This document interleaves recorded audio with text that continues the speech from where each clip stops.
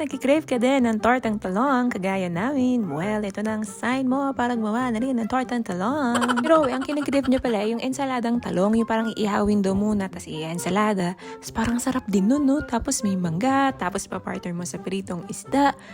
Yan sarap. Ito na muna ngayon, so ito yung niluto ni Mama. Tortang talong, ito yung may giniling na version. Tapos meron siyang niluto din na wala namang giniling, yung plain lang na may itlog. So, syempre, kailangan natin ng maraming kanin. Hindi mawawala ang banana ketchup. Hanap talaga kami ng banana ketchup para dito, para partner sila. The best talaga ang tortang talong, no? Tapos, ayan yung mga crispy-crispy sa gilid na itlog. Ay, napakasarap talaga, the best. So, syempre, lagyan natin yan ng ketchup. Ang sarap. Nasang fried chicken.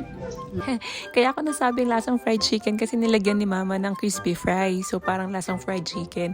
Tapos, di ba, ang sarap din ng crispy fry sa sa tilapia. Natry nyo na rin ba yun? Naglalasang fried chicken din yung tilapia talaga. O siya, yun na lang muna. Bye-bye!